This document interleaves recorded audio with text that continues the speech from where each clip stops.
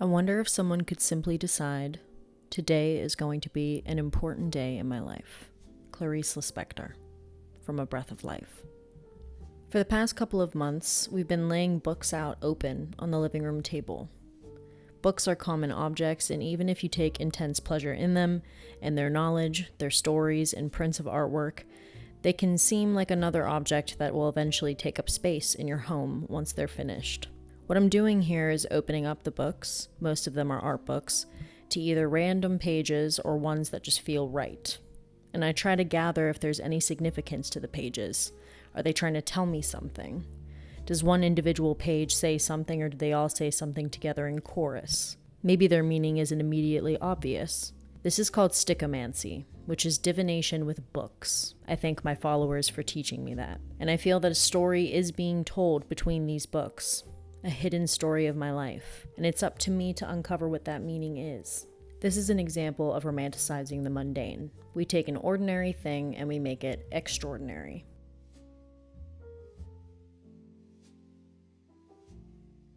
What does it really mean to romanticize the mundane? I want to look at those words' definitions, and I want to look at those words and their relationship to one another.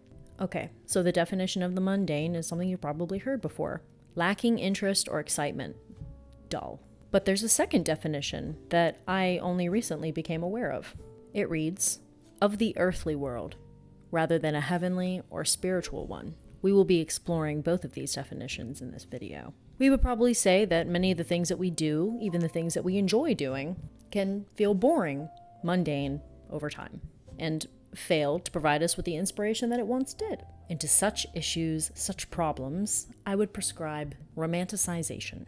To define romanticization, romanticizing is to deal with or describe something in an idealized or unrealistic fashion, to make something seem better or more appealing than it actually is. While I know many people take issue with the act of romanticization, I personally think that we do this all the time and need to do it, and our illusions about the world make it possible to traverse it without being hopeless or petrified by fear. It's very possible that life is meaningless. It's possible and very likely that awful things can happen to you, will happen to you all the time. But we could never pass through life thinking like that. We need to believe in an ideal. Perhaps something that isn't realistic. Something greater than ourselves, greater than science, greater than statistics, and even truth, or an accepted truth. Most of the time, we don't even need to go that far into it. We don't have to get super existential about it. For many of us, the issue is that we're bored, or we feel unfulfilled, or just annoyed with our common lives. There are things that we have to do oftentimes that are just not pleasant. And there are pleasures that we have and maybe we feel a little bit ashamed about because they're so conventional. And it is for things like that, as well as for more serious things, that I prescribe beauty and romanticism. Beauty is a type of romanticization. Beauty is the ideal. Beauty represents the ideal, the thing that we hope for and sometimes we can't achieve or witness. But I want to go back to that second definition of the mundane, about earthly things and heavenly things. Like I said, beauty represents the ideal, and it encourages us to stop what we're doing so we can contemplate that beautiful thing. Beauty is born of the mind, and the mind, our ideas, are associated with the heavenly realm, or the spiritual realm, according to Plato. I'm going to talk about Plato a lot on this channel. I have before.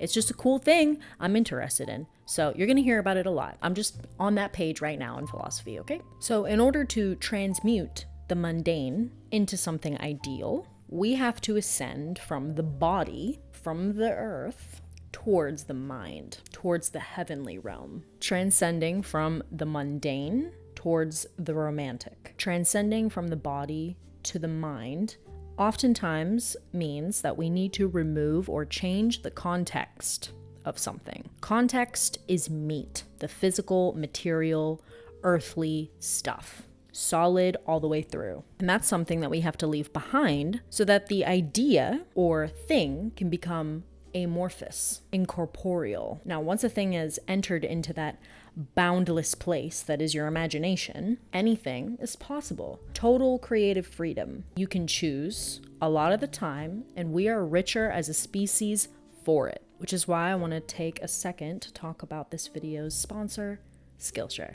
I cannot tell you how important it is to prioritize your creative endeavors, your creative mind, once you enter the real world, the mundane world. Because yeah, life can be discouraging, especially for those of us who have graduated from college and aren't in the right place yet. Or you just need to be disciplined enough to maintain wherever you're at if you are in a good place. Maintaining your creativity is like any muscle in your body. You have to practice, you have to maintain it to keep yourself strong, whether it's learning new things or remembering old things. If you aren't familiar, Skillshare is the largest online learning community for creatives with thousands of classes led by industry experts across a broad repertoire. There's classes on video editing, sewing, graphic design, illustration, and even informational classes like this one that I really loved.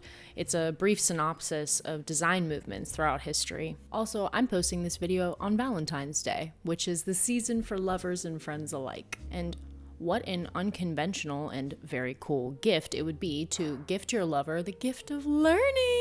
To like take a class with your lover or your best friend. You guys can literally just like hang out in your living room or like on your bed and do it too. Skillshare is also one of those platforms where you don't have to feel tied down to anything if you don't want to. You can kind of bop around and do different things at different times, whatever interests you in the moment.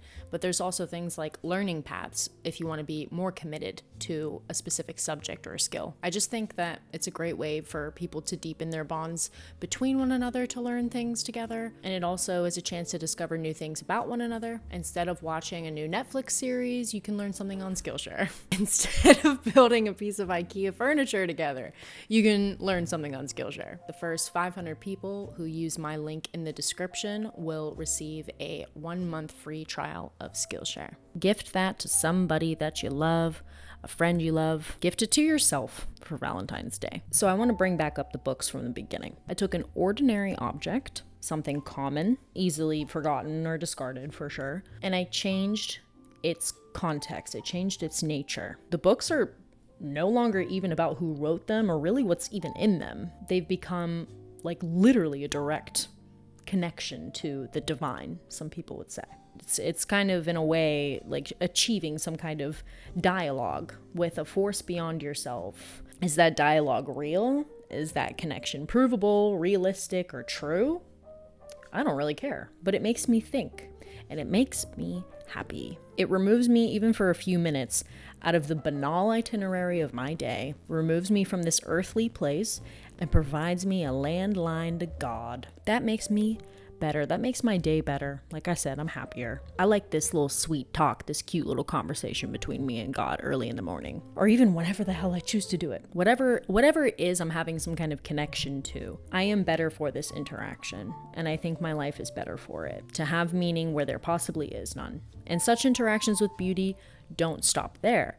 These types of things become ritualistic. Now, stickomancy is habitual for me. I do it regularly, but it's anything but like habitual, or routine or repetitive. It's not a mundane experience, that's for sure. The thing about ritualism is that you treat the thing with extra care. The books, in a way, are consecrated, and that changes the way that I look at them, the way I handle them. Something which was once common, easily discarded or forgotten about, is now haloed with significance. Things that we choose to consecrate, like this, also embolden better behavior in us. If things feel sacred, we don't treat them like they're disposable. It encourages us to maintain those things, to continue to hold them in high regard. We do that with just people we love and just things that we love.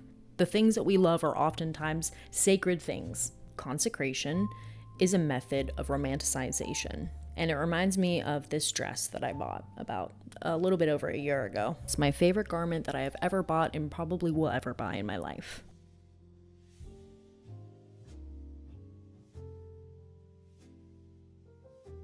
It's mauve silk, it's hand sewn, it's a slip dress from like the 20s or 30s with billowy sleeves and iridescent sequins. It looks like something from the deep ocean, like those bioluminescent plankton. And when I put it on, man, whenever I first found it, that was a feeling. When you feel like something was made only for you. Sometimes you're like in awe. You're like, how did something like this get made, However, an absolutely fucking tragic thing happened. I wore it to a dinner and fell down some subway steps in it, and it ripped in many places. I was so heartbroken. I was terrified to even look at it. I took it off and I just wanted to put it in a bag and not think about it because I was so horrified of how I destroyed it. But I did look, and it's fixable. So I sewed the rips together again with my humble sewing skills. The dress will never be exactly the same as it was. I mean, I'll be forever aware of that, but there's something very meaningful about me doing it, me sewing those holes. And instead of just leaving the dress to hang and rot in my closet somewhere, I'm aware of what I did to it, and I decided to mend it myself. That's the duty that I had to that thing, to that special consecrated thing in my life. Mundane means something that lacks interest, is common and boring, and I'm sure that we feel that way about many things that we've kept for a really long time, including things that have meaning to us. I'll have that dress for the rest of my life until I pass it on to somebody who I feel deserves it, perhaps my daughter. Many of us lose interest in things over time and have forgotten that maintaining is just as important, if not more important, than progressing. Even things we once thought had significance are still stowed away in boxes in the attic, only to receive our eyes every couple of years or every couple of decades. Sometimes, unfortunately, we treat beautiful things, romantic things, like they are mundane. And this is my plea for you to not do that. This is my plea for you to stay in the present or return to the past. For once, do not move forward, but maybe just sit for a second. Romanticization is having this obscure motive for taking that dress out of the attic or out of the box, taking that meaningful artifact from your life out of exile and reviving it, cleaning it, showing it love and reflection, introspection. Treat it like a person you have lunch with every week. It is an ideal world to treat beautiful things like they are people that want care and attention. But again, I think we're better for it. I feel happier whenever I mend that dress, when I correct something that I've done wrong, when it feels like a transgression against that thing. I feel better whenever I polish my statuettes and my trinkets. The world is a better place when we do that. Now, you may be wondering, okay, Celine, that's a very sweet little anecdote and everything, but when are you going to get to the real life boring stuff, like taking mail to the post office, or flossing, or taking out the trash? Look, man, some things are just not savory in this life. And because they suck, it makes the moments of beauty that much better. But there are many things that we do, things that take up a lot of our day, like getting ready in the morning, like making yourself a meal, exercising, working, or even conventional desires that we have that just make us feel soluble with the rest of the masses. Those things, a lot of things, most things in life can have that just terrible context, materiality, earthliness removed. We can still make those things amorphous, and we can still control the narrative. And we do this by being ourselves, our purest, least adulterated self. As individuals, we can make the most mundane thing, something that everyone does or has, into something that is uniquely ours.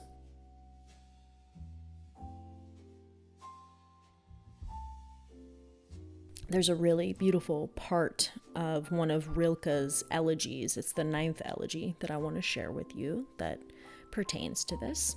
So show him, he's speaking about angels here. So show him something simple, which formed over generations, lives as our own, near our hand and within our gaze. Tell him of things. Show him how happy a thing can be, how innocent and ours. A mundane thing in your life is no longer mundane because you make it special. Your perception of the thing, your gaze and your hand, how you ritualize the task, how you bring your coloring to it. You know, a lot of women do their nails, and it's something that we have to do, you know, but I do mine at home, and I paint my nails gold, and I listen to Deftones when I do it.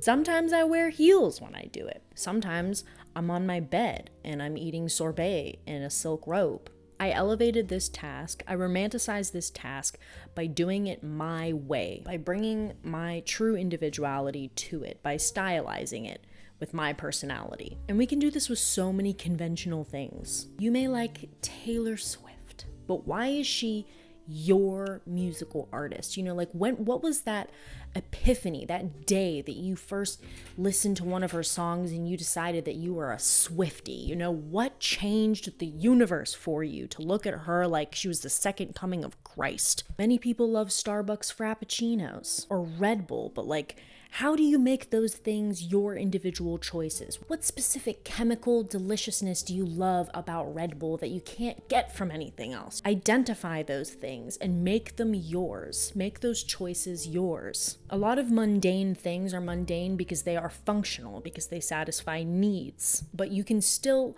make something that is functional into a beautiful thing by making it yours, by stylizing it, by making the choice, you know, having choice in general. Like it's crazy that you can like need to quench your thirst, or you need energy, but you can choose, let's say, between Red Bull and Monster, or you can choose coffee, or you can go out to eat dinner at 50 different types of restaurants with different cuisines.